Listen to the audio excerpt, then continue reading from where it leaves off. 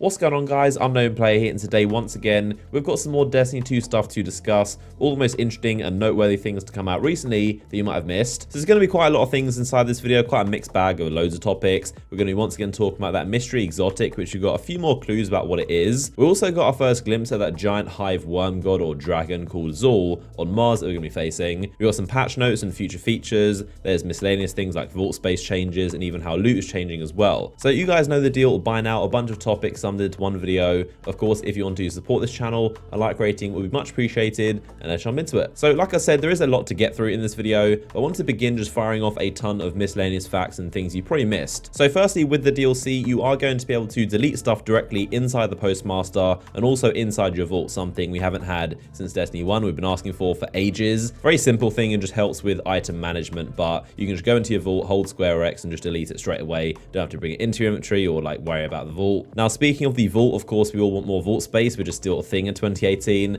but Bungie of course said initially they're going to raise these slots by 50. Now, there's actually been a change of plans announced today by Bungie, and instead of getting the 50 bonus slots, we're getting 100. So the general tab, instead of being 200 slots, is going to be 300, so pretty nice. Still doesn't really solve the vault issues, and I'm sure we're going to get a ton more loot, so it's going to fill back up. And Bungie are working on some more long-term solutions that fix the problem for good, but for now we're just getting 100 more slots. Also, inside the vault, you're no longer going to be able to access the emote kiosk, because obviously that's going to be inside your inventory at all times in the emote kind of multi-emote interface. Another random fact that hasn't been really announced or talked about much, but the base level of the character is actually going to be raised from 25 to 30. Obviously the base level is very outdated. It doesn't really mean much in Destiny other than just locking you out of certain activities, but it's again something that Bungie I think are working on, but for now the level cap is going to be 30. And of course the power level or light level cap is going to be raised to 385 in the DLC as well. Next up, Bungie adding something to make the guided game system for raids a bit more useful and a bit more popular, I guess. But there's going to be a special emblem which actually tracks how many guided raids you've completed, which is pretty cool, something that should have been there from the start. And it also has its own unique aura, so it's going to be different to all the other auras, maybe green or some other color. And also, while you have this aura active, your first guided raid completion of the week is going to give you a guaranteed bright engram, so nothing massive, but I guess it's something. A super random fact, but of course Mars does have its own unique material, so the same thing as data lattice or the dusk-like shards. The ones on Mars, as you can see here in my gameplay, are called Seraphs, so a lot of you guys probably recognize the name. With it being a warmind or Rasputin themed DLC, obviously there's a relation there between the 7 Seraphs or the Seraph tech. They're supposed to be a secretive group or faction that had something to do with making Rasputin, and they were actually one of the original factions, the same as Dead Orbit or Future War Cult. So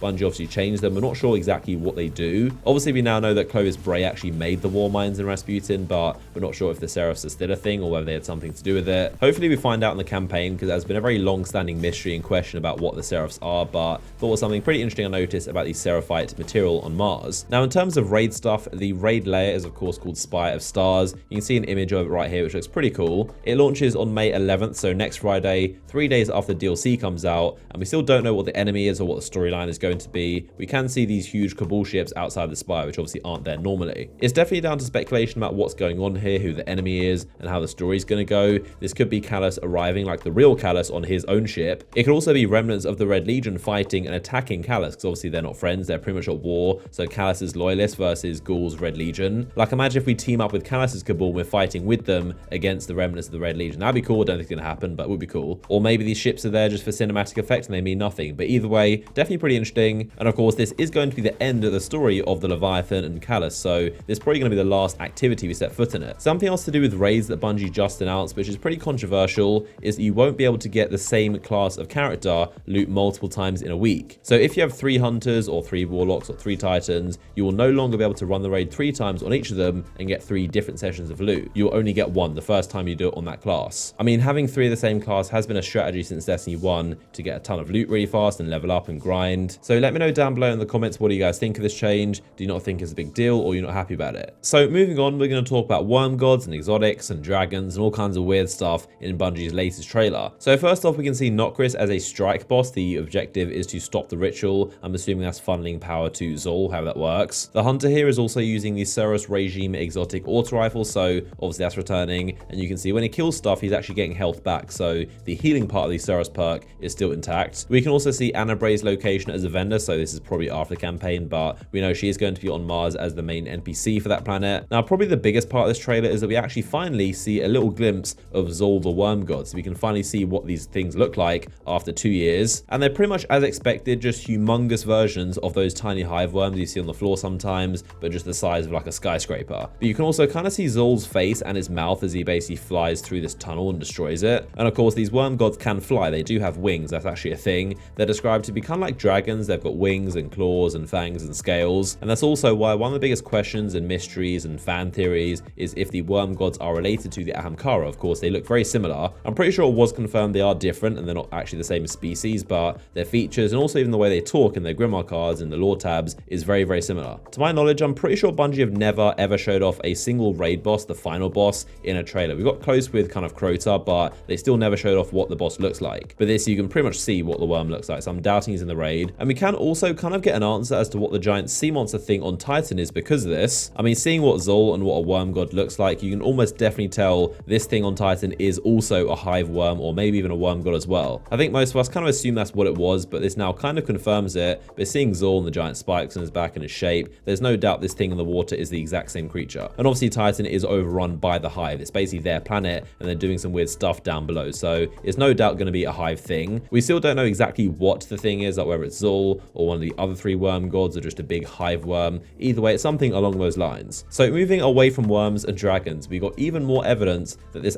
Bray weapon is most likely going to be exotic. So in pretty much every clip you can see this hunter is using a Seraphs regime as his primary, which obviously is exotic. But the only clip where he actually has the Bray weapon on, he actually changed to a legendary auto rifle. As I've said before, the Bray weapon does seem to be in the energy slot because it's always seen firing solar bullets. So it makes sense for this to be an exotic auto rifle in the energy slot because you can't use a Seraphs in this at the same time. And also something else I remembered is that it does make sense for this weapon to be solar because Bray is actually a legendary gunslinger. So solar is basically her element, so it definitely would match up for this gun to also be solar. Something else I noticed in this trailer was that the Javelin Relic appears to be increased from 20 seconds to 30 now. This is something that I and a few others at the summit actually said to Bungie, that the Relic is way too cool to be only used for 20 seconds, doesn't feel like it's long enough, and they did say they're going to try and increase it, but they're not sure if they'll be able to do it in time before the release. So it looks like they did that, and I don't think this is like a special situation because it's not inside any special mission or event. This is a normal patrol, so it does seem like they've increased it to 30 seconds. So next up, let's talk about the Prismatic Matrix, which isn't as complicated as it sounds, but it's something to do with eververse, which allows you to get a lot more items, more guaranteed fashion. You kind of work towards them. So to be completely honest, Bungie didn't do the best job explaining it because there's a lot of questions still about this thing on what it really is. So they said each item here is on the knockout list, which means every player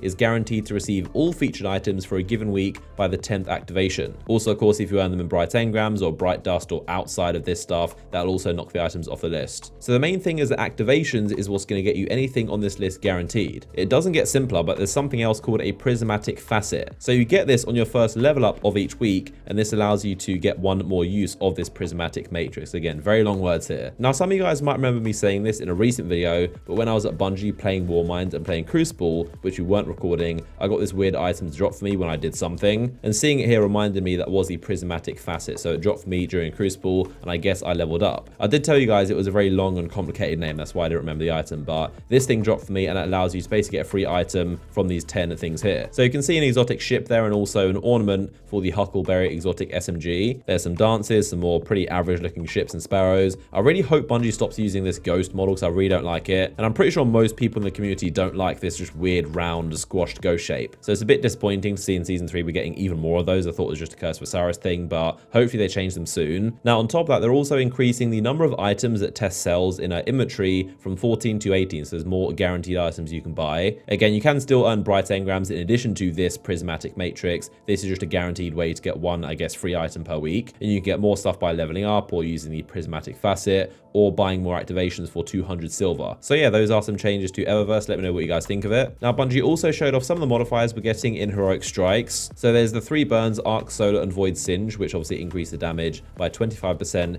incoming and outgoing. Now, the good ones are Brawler, which is double melee recharge and damage. Grenadier is the same thing, so double grenade recharge and also double damage. And then Heavyweight is triple power ammo drop rate and double power weapon damage, which should be pretty fun. Some of the negative modifiers are players' health and shields are halves, but recharge rates are doubled. Blackout is radar is disabled and enemies do 20 times increased melee damage. So it's basically light switch. If anything hits you, you're dead. Iron is enemies no longer stagger and health pools are increased by 50%. And also grounded, players take 5 times damage while airborne. You can also now take your Nightfall challenge card to Xur and you'll upgrade it to a legendary one. So Xur actually has a purpose now. And with this legendary card called the 5 of Swords, swords, it's going to allow you to have more modifiers on it. So the new ones are ammo drops reduced by 50%, which sounds awful. Match game makes you match the damage type to the enemy shield. And then there's probably the two worst modifiers in the entire game, which I wish they'd just delete, honestly. Attrition, health regen is slowed greatly and enemies drop health orbs. And momentum, health regeneration only when players moving. I honestly despise those modifiers. I just don't think they're fun or good for gameplay. I don't mind the other ones like having to match the enemy shields or less ammo drops or having to go to orbit if you wipe. But I and a lot of other people just don't like the idea of when you're weak having to run towards enemies to get more health back. It just does make sense. Bungie have also released 3 more exotics and how they're getting buffed. So we have the Risk Runner, which gives you a ton more arc resistance and also can activate when you have the weapon stowed. There's also the Sweet Business, which basically got an ammo reserve buff, so it now can carry 999 bullets. To be honest, this clip is a little bit misleading because it does kind of imply you can always fire the weapon like this normally, but that is not the case. The only reason he's able to do this in this clip is because he's standing in a Warlock Rift with the Lunafaction boots, so that's the only reason he can do this. Otherwise, it's not going to be quite this cool. Probably the most exciting one is the Darcy Exotic Sniper.